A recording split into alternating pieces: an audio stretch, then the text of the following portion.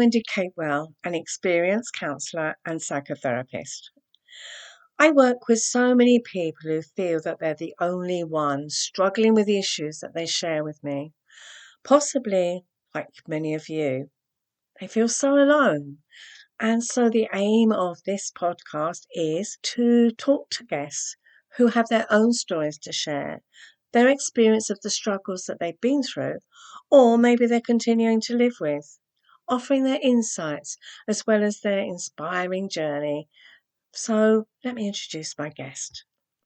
I've got Cheri Timko with me today. She is a couples relationship coach, which I think is really exciting because I work with couples too. But Cheri's got some great thoughts and ideas about how you can promote and keep that spark going. But before we do that, Cheri, tell the audience more about you, please. Oh, thank you so much for having me. I'm Cheri Timko, like you said, a couples relationship coach. I have been doing psychotherapy with couples for the last 20 years.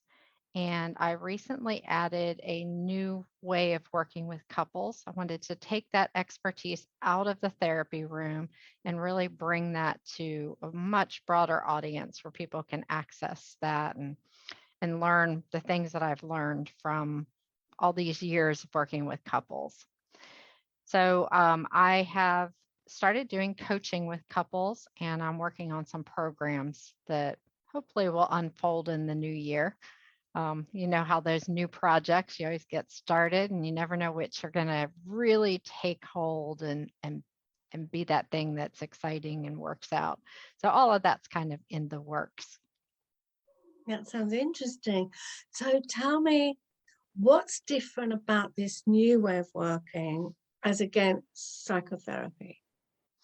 Well, I have discovered that um, there are three systems that need to function well in a couple's relationship. We get together with our partner because we fall in love and we have all of this excitement and enthusiasm, and they feel like a perfect fit. And then we let the frustration and the irritation, the irritability of living together, we really let that get in the way of connecting and feeling close with our partner. So I have found that if you have these three systems that function well, then there's room for that love to grow and that connection. So those three systems are: you need to have good relationship habits, you need to have a way to work through problems, and you have to have a way to clean up messes when they happen. Every couple creates messes, lets each other down. You have to have ways of making repairs around that. And if those three systems work well, then that love flows, that kindness, that generosity, um, and it like there isn't stuff that gets in the way of that. You're so right. I think it resounded with me because I work with couples too. And it is about once the honeymoon period's over, um, and that can last from between 6 months to 2 years. I think you'd probably agree. And those pheromones aren't working as well as they did, That chemical cocktail in your brain is so powerful. isn't it? Yeah. And then once that kind of dies down a bit, and you say you move in together and maybe you start a family, and yeah, that's when it kind of, that's when the relationship can get neglected. Oh, everybody wants their relationship to function in the background. They don't want to have to think about it too much. So my logic is you put that intentional thought into making sure that these three systems function well, and then you can let it run in the background because you have that confidence that it's going to continue building as you're living life. So let me walk through the relationship habits because I Yeah. think they're so powerful and easy for anyone to start just adjusting their relationship just even listening to this, people will be like, oh, right, I get this. So a relationship habit is something that happens every day, and it's a touch point in the relationship. Now, these are very small, tiny little things. Um, but when you do them every day, you have that connection that builds just day by day. And you don't have to keep recreating the wheel. You don't have to keep coming up with ways to connect with your partner. And if you find the habits that mean the most for the both of you, then those become your thing. Okay. So we all have habits. We all have habits in our relationship, and you can have good habits and bad habits. So this is about having good habits. These are tiny little things like saying good morning,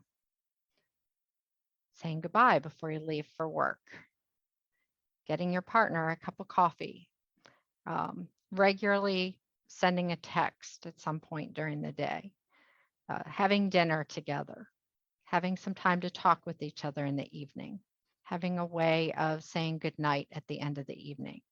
Now, I realize that these sound like no brainers. That's why they're so easy to go ahead and implement. But most of the time, couples do this stuff because they have an outpouring of love for one another, or they care about each other. And so when they're in conflict or they're frustrated with one another, they're like, I'm not doing that. I don't feel like it. But that is exactly when your relationship needs it the most. So those things become an anchor in the relationship that say, we're okay, even if we don't see eye to eye on this, or even if we had a bad time last night. Yes, and I think they're very valuable. The one thing that came up for me is it has to be with intention, because so many people they'll say bye, love you, and it's habit instead of it being intentional. Instead of kissing each other goodbye, it's a quick peck on the cheek and out the door, because it's become automatic to the degree that they're not even noticing they're doing it. Yes. And this is a wonderful point, because this is always the argument. Well, we have habits, we say goodbye. Okay. These are moments of that are in the schedule for connection. So you still have to show up with some energy with them. Now, that doesn't mean every day you have to come and have lots of enthusiasm at these moments. But if they happen every day, then if you show up with energy a couple of days a week, then that makes the whole 7 days worth doing it. And if you think about it, in the course of a year, if you show up twice a week with energy to one of these habits, you will have connected in a meaningful way 100 times that year. And that's without putting much thought into it. Mm. So let's take the cup of coffee as an example. If your habit is that you bring your partner a cup of coffee every morning, some days you're going to come and you're going to be like, here's your coffee. Blah. And other days you're going to come and say, here's your coffee. What's happening for you today? What's going on? And those times when you bring that energy, that becomes that stabilizing connection with your partner. Yes, and I love the way that you've actually made that show that difference, because it can be just there's no energy. It's there's your coffee, or just putting the coffee down, or bye as I put the coffee down, and it becomes such a habit that neither of you are noticing it. The person who receives the coffee is just, well, that's what happens. They don't acknowledge the thought that goes behind it, or the intention that goes behind it. And the person making it, it's just second nature, and they're not noticing. So I think that's really important that you brought up. I like that it is the energy behind it. Yeah, this reminds me of another relationship habit that is just very, very powerful. Um, Making eye contact. Okay, so when we have little kids, we get into the habit of looking down. and we don't spend much time looking up at our partner. But it is so powerful to make eye contact when your partner comes in the room or when they bring you a cup of coffee. And we get so engrossed in all these other things that we don't do that. And like we chose this person because we love them and we like them and we want to spend our lives with them, but then we never look them in the eye. Mm. So these tiny little things, like they just matter a lot. And I just challenge people to give it a try and see if you intentionally make eye contact with your partner for 7 days, how that might shift things. Might be a subtle shift, but for some couples, these are really powerful shifts. Yes, I'm so with you. People don't make that eye contact. I encourage couples to actually look at each other. Can I ask you to look into each other's eyes? And the embarrassment because they can't do it. I feel really awkward. And you think, but you've been together for 10 years. You've got children together. This is supposed to be the most precious relationship you have, yet you can't look into each other's eyes. But this is, so I love that example because I think that people have to find their own way to things. Mm-hmm. So if I have a couple and they're sitting on the couch and I have them look each other in the eye, I think sometimes that's too much pressure. But if I say, find a way in the course of your day to make eye contact with your partner, if they hand you something, or if they open the door for Mm. you, or if they walk into the room that you're in, like find the way that you can do that and connect with that partner. Then Yeah, I think some like that's really what this is all about. You want the relationship habits that feel good to you and that matter to you. So yeah, find the way of being authentic and genuine and make that happen in your relationship. yeah, yeah. And I think that's a very good point. But it just is the fact that they never make that contact at all. And therefore, if they can't look at each other, can't be nice to each other, can't put that gentle touch of the arm on each other, it's not, it is avoiding each other completely. And that is where, yes, of course, I don't wouldn't force somebody to do something, but what does that feel like? And then you see that complete embarrassment. So what is, and because I'm working from a therapy point of view, so it's what's going on for you, whereas you're encouraging people to find a way of doing it. So yes, it's just noticing that. But yeah, it's fascinating to see how difficult it is that they're just not noticing each other. And yet when you first together, you can't stop looking at each other. Right. Exactly. True, isn't it? When you Absolutely. first fall in love, you meet that special person, you cannot take your eyes off them. Yeah. And I don't have an answer to this, but it's one of those things that churns in the back of my head. It's like, why do we choose someone who fascinates us and captivates our attention? And then we like turn all that off and ignore Yeah, them and we stop doing the fun stuff and like what's that all about? How does that transition happen?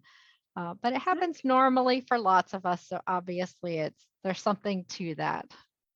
Yeah, yes, it is. You're right, and it is. It's just losing that connection, and that's sad, isn't it? So sad. Yes. So I Yes. think your touch points are a great idea. Yeah, really good. So what's the next one that you So want? the next one is a way to work through problems. Um, Mm, you're supposed to be two separate people who come together. You're supposed to have two different personalities and two different ways of looking at the world. So if you're going to live well together, you have to have a way of working through those differences when they come up. That just means you need a way that each of you can bring up a problem, you talk that through, you look at different solutions and you find one that you can both get behind. Maybe it's not your solution, maybe it's not my solution, maybe it's something different altogether, but a way of finding that. And then what do you do when that conversation derails? And when you have a good process around that, you really can solve any problem that comes up as a couple. Mm. And you're right. There's no right or wrong. There's just each person has their own perception or their own belief or their own thoughts about it. And it is that is often where the conflict is, because it's not whether or not you have a particular meal at a particular time, you have eat at a particular time, for example. There's something much deeper there, and it is noticing what is that about? Why can't you resolve it? And I think that's always interesting. Yeah, I think that's really interesting. And as a therapist, I love diving very deep into like the whys and the what's fueling this. I also know that a lot of living well together is figuring out Mm, how to just do things in a way that doesn't irritate you. It's okay with me. And that when you do that, then those conversations open up into that deeper stuff because you feel safe in the relationship. Your partner has your best interest at heart and you have their best interest at heart. And then you can feel safe sharing all of that deeper stuff. yeah, yes, I would agree with you. It is finding that way, but it is sometimes I think people get so hung up about letting go or um yeah, and it's usually their stuff that they brought into the baggage they brought in with them. But yes, you're right. And it is that being able to, instead of feeling you've got to be right, it's what's right for each of you and caring about the other person, isn't it? Because I Yeah. think that gets lost in the arguments. It's I've got to be right and it doesn't matter about, and that gets so in the way instead of, well, come on, how are we going to resolve this? Because if we don't find a way to resolve it, it's going to get worse, and the resentments and the bitterness and the will get worse, and the connection will just get lost. Yeah. Well, that brings me to that third system. I wish that there were a way that we could be close to our partners without hurting them, Mm, but we can't. It's part of being really close with someone is that inevitably they're going to let you down. They're going to disappoint you. They're going to say something that's too harsh or thoughtless, and you're going to do the same to them. So couples have to have at least a couple, but really 3 to 5 ways of making repairs when these things happen, kind of clean up the mess as it happens. So the most straightforward repair is an apology, but it has to be a good apology because a bad apology can be almost as hurtful as the original thing that happened. mm. So having ways that you can clean that stuff up, like that is very powerful as well. Yeah, it is how to clean it up. Because, as you say, arguments are inevitable. But unless you find a way of cleaning that mess up, then it will drag on. And yeah, we're back to the resentments and the disconnection and so on. Yeah, And it that's where the is, resentment and disconnection come in. Absolutely. I'd say arguments are fine as long as you can resolve it. Mhm. Yeah, that's quite healthy. Otherwise, if you don't speak up and you can't say how you feel, often that's where that you will feel disregarded, disrespected, etc. Yeah. Yeah. So you're given a really good example of how these all fit together because you have those habits, there's open up the space where you can connect. You then connect and try and work through things. And that's Mm. where sometimes you have those missed opportunities or there's conversations that go awry. And then you've got to clean up the stuff that happens. And it kind of goes back and forth because you you build that relationship with the relationship habits, and that gives you that really good feeling towards each other so that you can talk. And then the cleaning up keeps that resentment and disappointment out of the relationship. Yeah. And I think what you offer is great because you're helping couples deal with things and have a healthy relationship rather than getting to the point where they come to me and it's just they've really got to let me know that if you're talking to a therapist, it is because you just cannot figure out how to fix it. And maybe sometimes it's gone too far. And that's sad. And I would say if only couples could learn how to do it, how to connect, how to find the pitfalls and how to connect and, as you say, clean up the mess before it gets to the point of that locking heads. Yeah, I wish relationships were easier and they didn't have so many potential ways to go wrong. But I do think that when you're intentional about it, you can find ways of really genuinely being you, your partner being able to be them, and finding ways that you can live well together where you're happy and connected and things run smoothly. So that's really gets me excited to think about being able to help couples before they're in crisis. Yeah, yeah. I'm with you. It's almost like preventative health rather than trying to resolve things when we get sick.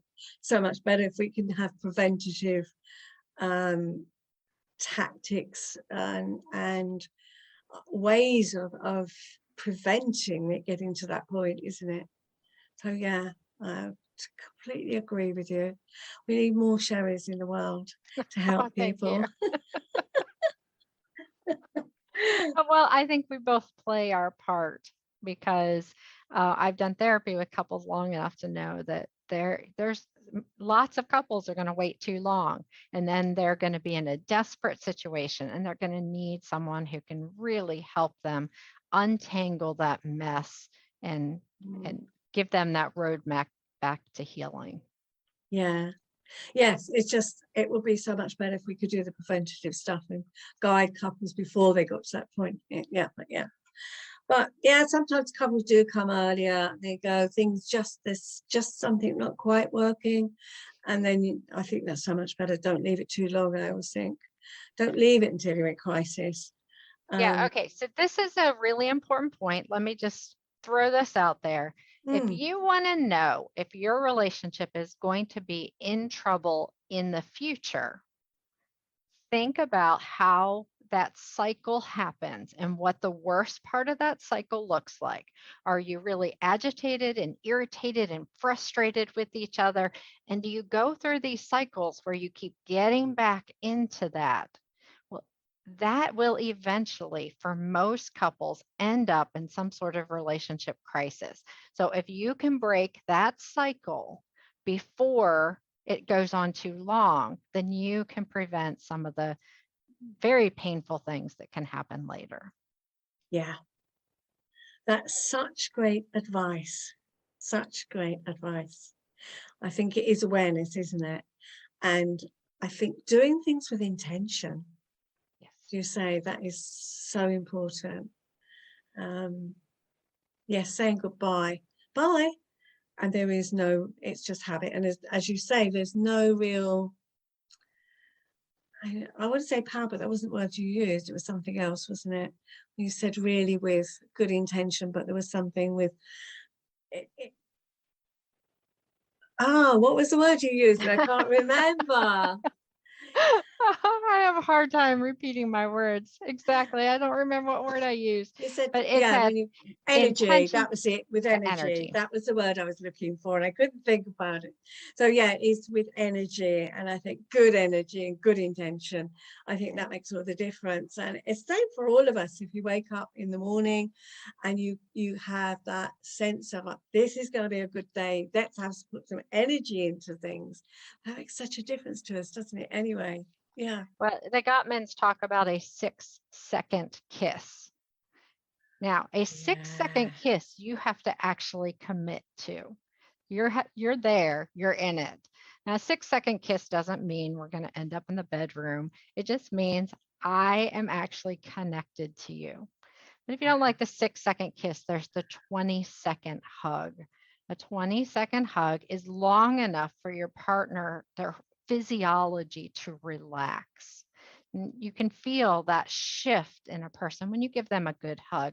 I don't mean a vice grip. I mean like a loving, Ah, caring yeah. embrace. Definitely, because that activates the oxytocin, which is the bonding hormone, and that's what we're looking for. If you have that kind, I mean, my son-in-law gives me a one-armed hug, and it's become a joke over the years. I say, I want a real bear hug, I want a proper hug, but of course he teases me and gives me a one-armed hug. But you don't get that connection, and that's Yes. it, isn't it? I'm just holding you at arm's length, and not that real connection. So yeah, I agree with you. It's yeah, even the 6-second kiss would um, increase it, the hormones, the endorphins and the oxytocin. So yeah, I'm all for it. I would Yes. say, let alone an apple a day, we should have a hug a day. Good for our health. Yes, and think of how different the relationship will feel if you give us a 20-second hug that includes a 6-second kiss, making eye contact, and man, you're going to shift that relationship into this different territory. You make that your habit, really going Wow. to change things. I so enjoyed talking to you today, Cheri. Thank you Thank so you. much. And you've given us so many good ideas and thoughts and techniques. Yeah. Um, one easy way that people can get in contact with you, because I'm going to put all the details in the show notes, but an easy way. My website, it's cheritimko.com, and I have links to all of the different places you can find me and the different things that I've got going on. Okay. Thank you so much. Yeah, I've enjoyed it. It's been great fun. Well, Thank you. thank you so much. I've enjoyed talking to you too.